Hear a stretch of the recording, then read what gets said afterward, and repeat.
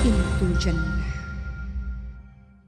Assalamualaikum warahmatullahi wabarakatuh. Saya Oki Setiana Dewi. Saya akan membawa sahabat semua untuk mengunjungi negara seribu kubu Oman.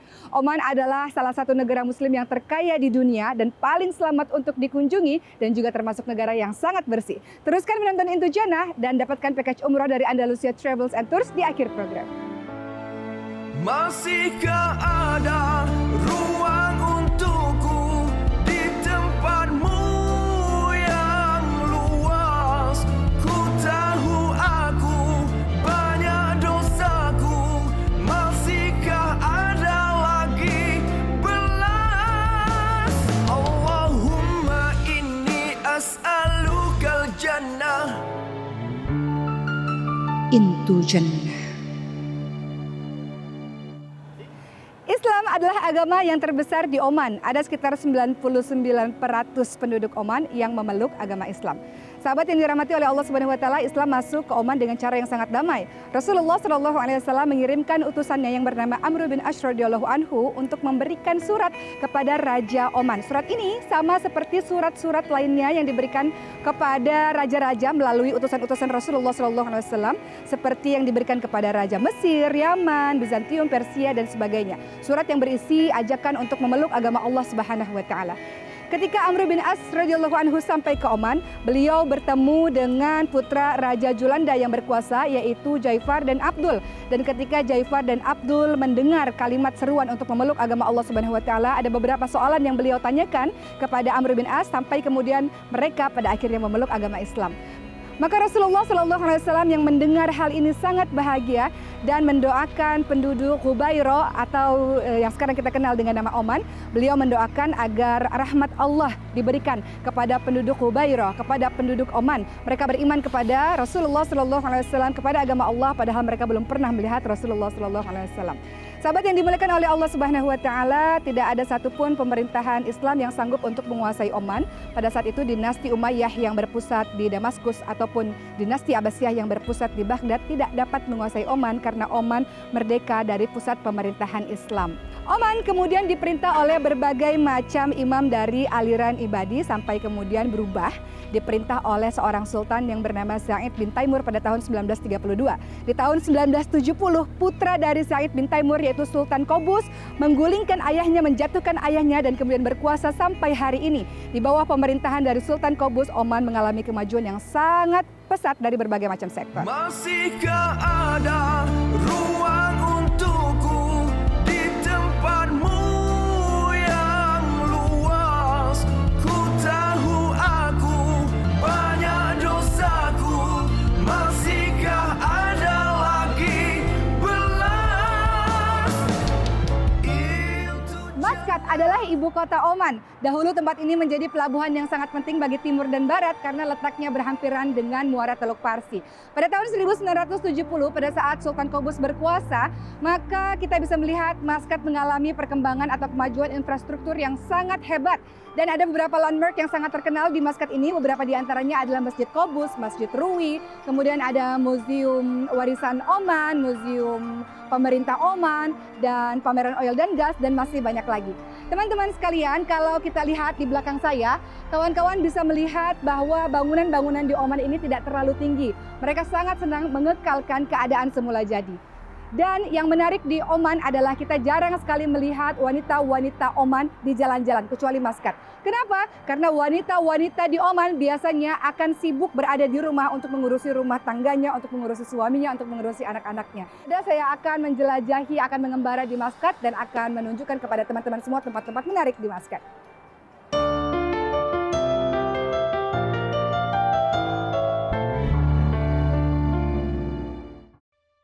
Saat ini saya sedang berada di Matrasuk atau Matrah Kornis di Maskat yang letaknya bersebelahan dengan Pelabuhan Maskat. Pelabuhan ini dulunya menjadi pusat perdagangan di zaman pelayaran. Di Matrasuk ini menjual berbagai macam barang-barang khas Oman seperti souvenir, karpet, wangian, dan sebagainya. Dan sahabat semua, sebentar lagi saya akan membawa Anda semua ke pasar ikan, pasar buah-buahan, dan Anda semua bisa melihat bahwa banyak sekali laki-laki yang membeli barang-barang tersebut, bukan perempuan, karena di Oman perempuan sangat dihormati dan sangat disayangi sehingga laki-laki tidak mengizinkan perempuan untuk pergi ke pasar. Doakan saya supaya mendapatkan harga yang murah. Jom.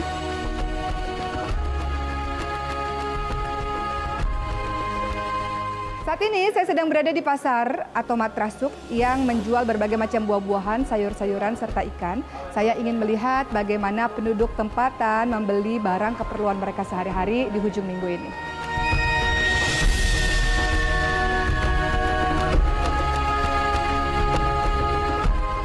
Sekarang saya sudah berada di Nizwa Suk atau Pasar Nizwa. Pasar ini sudah berumur sekitar 800 tahun lebih dan ada berbagai macam barang atau makanan yang dijual di tempat ini. Beberapa di antaranya adalah buah-buahan, sayur-sayuran, kurma, halwa yang merupakan makanan atau manisan dari orang-orang Oman, dan juga teman-teman bisa lihat ada tembikar yang terbuat dari tanah liat, kemudian ada barang-barang yang dibuat dari perak, ada juga senjatanya laki-laki Oman yang disebut dengan khonjar. Dahulunya betul-betul digunakan sebagai senjata, namun pada hari ini mereka menggunakan senjata tersebut biasanya untuk perhiasan saja dan dipakai di acara-acara besar seperti pernikahan ataupun Idul Fitri, Idul Adha. Ada juga tongkat. Nah, tongkat ini juga digunakan oleh laki-laki Oman, baik yang tua maupun yang muda, di acara-acara seperti pemakaman dan juga acara perkawinan.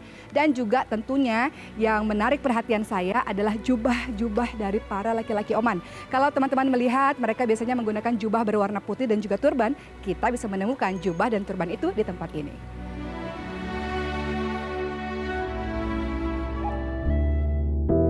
Into Jannah.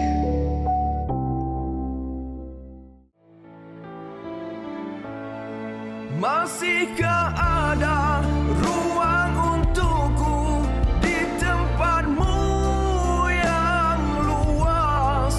Ku tahu aku banyak dosaku, masihkah ada lagi belas?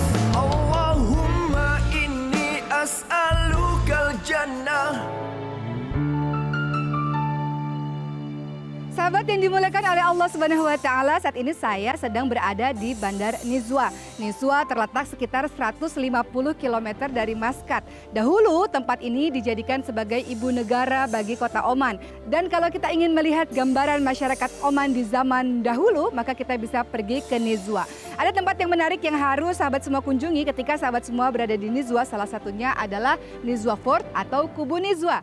Dahulu tempat ini dijadikan sebagai istana dan tempat tinggal bagi imam dan keluarganya. Namun pada saat abad ke-12 ada seorang imam yang bernama Imam Sultan bin Saif al-Ya'rubi menjadikan tempat ini bukan lagi sebagai istana melainkan kubu pertahanan. Beliau membina sebuah tower atau sebuah menara yang sangat besar dan sangat tinggi, dan biasanya di tower atau di menara inilah para askar mampu melihat musuh dari kejauhan, sehingga musuh akan sulit sekali untuk memasuki kota Nizwa ini. Dan teman-teman sekalian, kubu ini juga sangat menarik karena untuk memasukinya harus melewati jalan yang sempit. Akibatnya musuh akan sangat sulit sekali untuk memasuki kubu ini.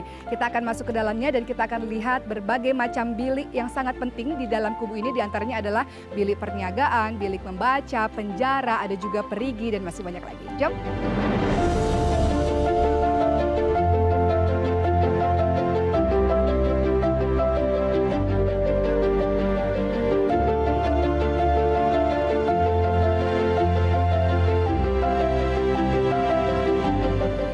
Di dalam kubu Nizwa kita bisa melihat cara pembuatan rigak. Rigak adalah makanan khas Oman, terbuat dari tepung, air, garam, kemudian telur dan madu. Cara buatnya adalah diratakan terlebih dahulu, kemudian dilipat menjadi dua. Sedap sekali kalau dimakan pada saat hangat. Saya coba dulu. Bismillahirrahmanirrahim.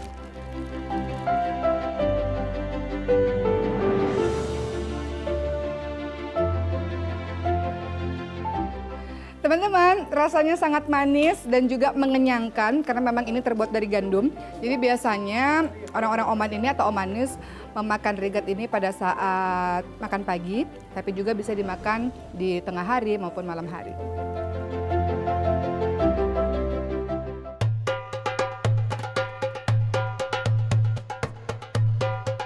Oman dikenali dengan nama negeri seribu kubu karena begitu banyak benteng atau kubu yang dibangun di Oman untuk melindungi Oman agar tidak direbut oleh musuh. Teman-teman sekalian, salah satu kubu yang paling tertua di Oman terletak di Bahla, yaitu Kubu Bahla. dibangun pada abad sekitar 15 sampai ke 17 oleh suku Nabhan. Pada saat itu Islam belum menguasai tempat ini. Teman-teman sekalian, Bahla Fort atau Kubu Bahla ini juga merupakan tempat yang dilindungi oleh UNESCO, sebuah organisasi yang bergerak dalam bidang keilmuan, pendidikan, dan kebudayaan di bawah PBB. Dan terus mengalami perbaikan demi perbaikan sampai tahun 2012 barulah dibuka untuk umum. Sebagaimana yang kita ketahui bahwa fungsi benteng atau kubu adalah perlindungan agar tidak dimasuki oleh hal-hal yang buruk, dalam kehidupan kita juga harus memiliki kubu atau benteng. Apakah benteng pertahanan perlindungan untuk kehidupan kita adalah dengan agama Islam. Barang siapa yang berpegang teguh kepada tali agama Allah, insya Allah tidak akan pernah dimasuki oleh hal-hal yang buruk. Kenapa? Siapakah yang senantiasa membisik-bisikkan hal-hal buruk dalam kehidupan kita? Adalah yuwaswisu fi sudurinas minal jinnati wan nas. Dalam surah An-Nas dijelaskan ada yang senantiasa membisik-bisikkan hal-hal yang buruk, syaitan dari kalangan jin dan dari kalangan manusia. Dengan adanya orang-orang yang berpegang teguh kepada Islam, Al-Quran dan Hadis, insya Allah itu adalah benteng yang terbaik dalam kehidupan kita, dan insya Allah kita menjadi orang-orang yang lurus dalam kehidupan ini.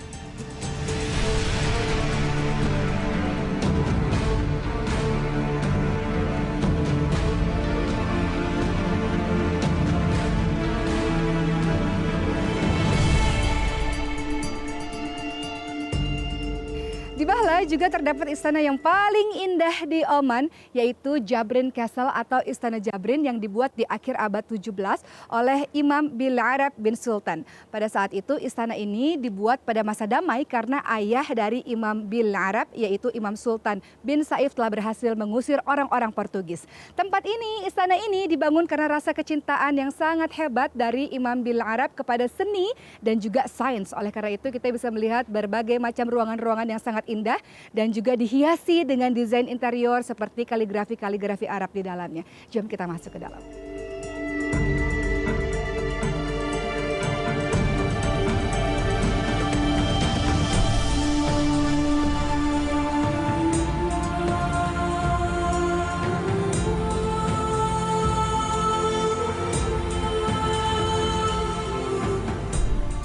Ada hal yang sangat baik yang kita patut contoh dari penduduk Oman adalah kita jarang sekali melihat wanita-wanita di luar rumah. Mereka banyak menghabiskan masa mereka ada di dalam rumah. Mereka mengamalkan perintah Allah Subhanahu wa taala, yaitu waqarna fi buyutikunna. Tempat yang paling baik bagi seorang wanita adalah lantai rumahnya sendiri. Maka siapakah yang bekerja? Siapakah yang mencari nafkah? Adalah suami-suami mereka.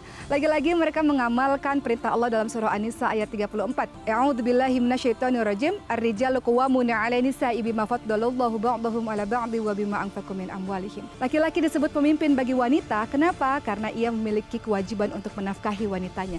Dan setiap wanita yang ada di rumah, maka ketika dia ridho, ketika dia patuh, dia mendapatkan pahala yang sama dengan apa yang dikerjakan oleh suaminya. Hal ini pernah terjadi di zaman Rasulullah SAW. Ada seorang wanita bernama Asma yang bertanya kepada Rasulullah SAW. Laki-laki itu, wahai Rasulullah, mereka boleh keluar rumah, mereka boleh berjihad, mereka boleh sholat berjamaah dan sebagainya. Sedangkan kami perempuan, kami hanya ada di rumah, mengurusi rumah tangga, mengurusi anak-anak. Bagaimana kami bisa mendapatkan pahala yang besar seperti yang didapatkan oleh laki-laki? Maka Rasulullah SAW menjawab, siapapun wanita yang ridho, yang patuh terhadap suaminya, pahalanya pun akan sama. Maka senanglah Asma ketika mendengar hal itu. Teman-teman sekalian, bagaimana dengan kehidupan kita di zaman ini? Silahkan untuk pergi keluar rumah kalau memang ada hal-hal yang diperlukan. Tetapi kalau tidak ada hal-hal yang penting, memang yang terbaik adalah di lantai rumah kita sendiri.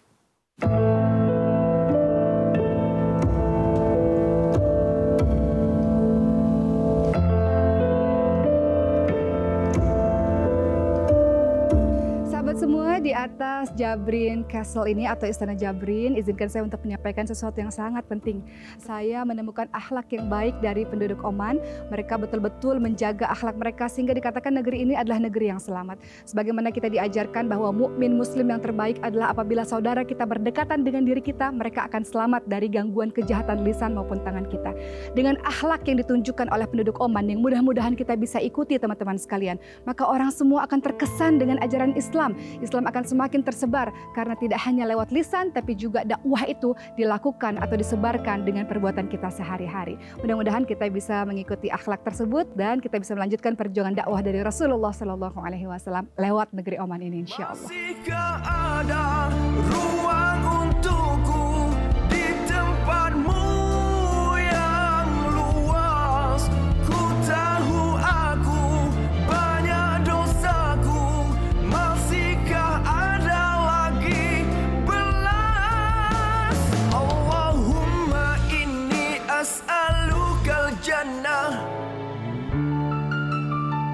jannah.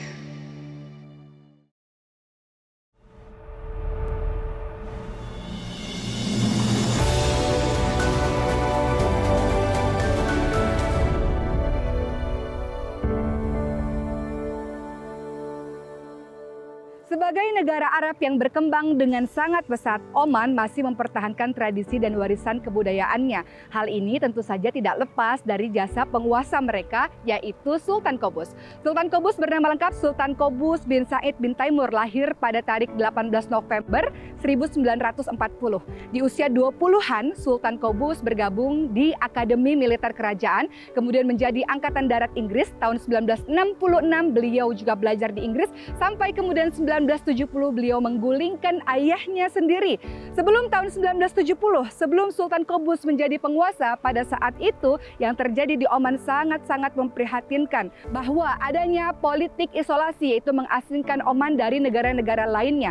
Sultan Qaboos sangat tidak senang dengan keadaan ini. Oleh karena itu, ketika beliau menjadi penguasa, beliau melakukan perubahan yang sangat besar. Beliau kemudian membangun berbagai macam bangunan-bangunan sekolah, kemudian untuk kesehatan, kemudian jalan-jalan dan infrastruktur lainnya.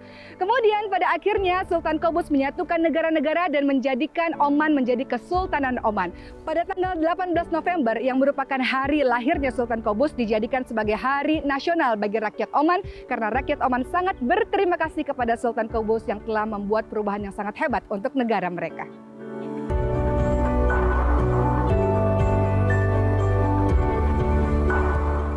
Islamic Center di Masjid Qaboos maupun masjid-masjid lainnya sebetulnya memiliki tugas atau fungsi yang sangat hebat, yaitu menjelaskan ajaran agama Islam kepada siapa saja. Termasuk Islamic Center yang ada di Masjid Qaboos biasanya akan menjelaskan mengenai Islam kepada pelancong-pelancong yang bertanya soal Islam. Banyak dari mereka yang mengalami Islamofobia atau berita-berita buruk mengenai Islam sehingga memiliki perspektif atau pemikiran yang buruk terhadap Islam. Namun Islamic Center ini mengklarifikasi atau menjelaskan ajaran sebenarnya tentang Islam. Oleh karena itu beberapa pelancong pada akhirnya memasuki agama Islam. Setelah mereka menjadi mu'alaf, mereka akan diberi sokongan, mereka akan diberikan kelas untuk mempelajari Islam lebih dalam lagi, dan kalau di antara mereka ada yang tidak mampu akan diberikan zakat sehingga mereka bisa menjalani kehidupan sebagai seorang muslim dengan tenang dan baik, insya Allah.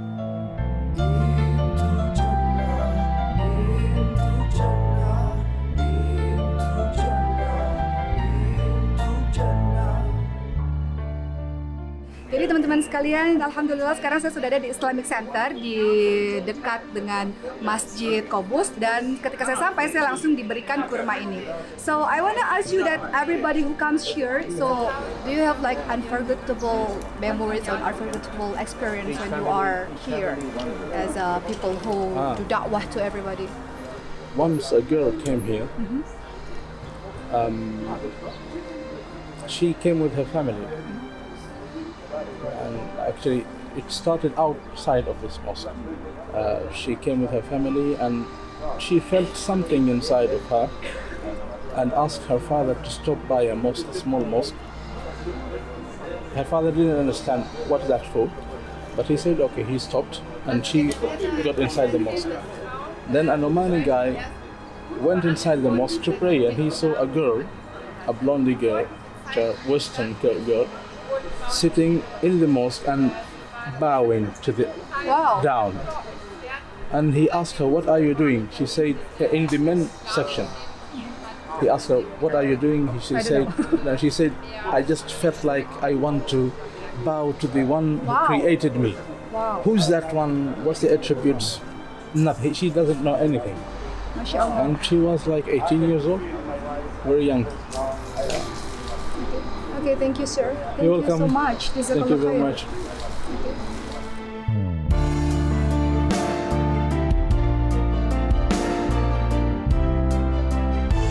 Tempat yang menarik juga untuk dikunjungi ketika sahabat semua berada di Maskat adalah The Royal Opera House. Tempat ini mampu menampung sekitar 1.000 orang. Namun The Royal Opera House cukup baru bagi orang-orang Oman sehingga tidak banyak orang-orang Oman asli yang datang ke tempat ini. Oleh karena itu yang sering datang adalah foreigner atau biasanya para orang-orang asing.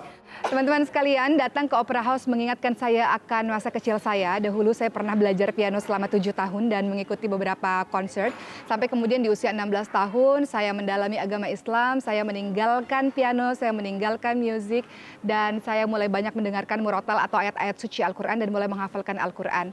Teman-teman sekalian, Allah Subhanahu wa Ta'ala berfirman dalam surah Ad-Dariyat ayat 56, A'udzubillahi minasyaitonirrajim, wa ma khalaqtul jinna wal insa illa liya'budun. Dan tidaklah aku menciptakan jin dan manusia kecuali untuk beribadah padaku.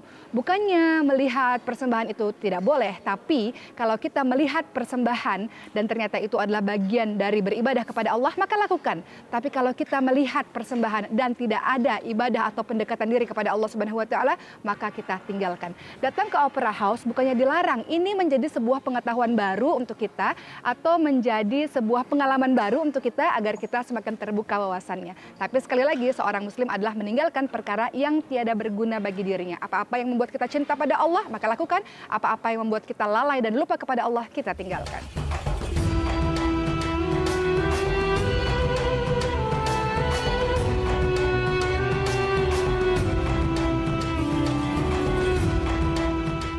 Membicarakan mengenai Oman, tentu kita harus mengenal lebih dalam mengenai orang yang sangat berjasa dalam penyebaran agama Islam di Oman ini.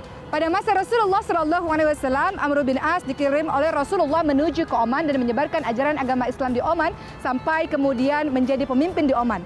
Lalu pada saat Rasulullah SAW wafat dan digantikan oleh Abu Bakar As-Siddiq radhiyallahu anhu, Amr bin As pun berhasil untuk menaklukkan beberapa kota, beberapa bandar yang ada di wilayah Palestina.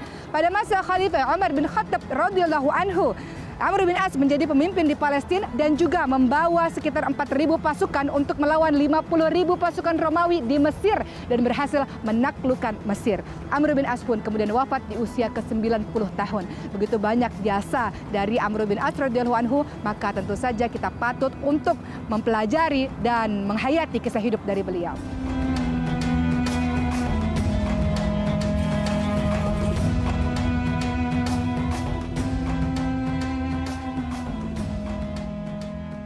Teman-teman sekalian, Oman mengajarkan kepada kita dakwah tidak hanya melalui lisan saja, tapi juga melalui misalnya cara berpakaian mereka. Kita lihat bagaimana laki-laki dan perempuan berpakaian sangat baik dalam menutup aurat, juga kemas dan juga bersih.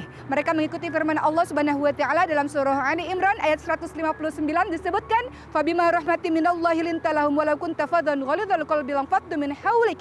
Kita diminta untuk berlemah lembut, berkasih sayang. Kita diminta untuk tidak bersikap keras, tidak berhati kasar. Kalau kita melakukan hal yang demikian, pasti orang-orang akan menjauh daripada kita. Oleh karena itu, di sini tingkat kriminal atau tingkat kejahatan sangat rendah sekali. Ini yang membuat banyak orang jatuh cinta dengan Oman. Maka Oman memberikan hikmah yang luar biasa untuk kita untuk terus berdakwah karena ini adalah tugas kita sebagai umat Islam. Baik, kita sudah sampai di akhir program. Tentunya seperti biasa saya memiliki soalan kepada teman-teman semua. Kalau sahabat semua mampu menjawab, maka kawan-kawan semua akan mendapatkan package umrah dari Andalusia Travels and Tours. Soalannya adalah, tahun berapakah Sultan Qobus, Sultan Oman pada saat ini berkuasa di Kesultanan Oman? Yang mampu menjawab insya Allah akan berangkat atau pergi umrah insya Allah.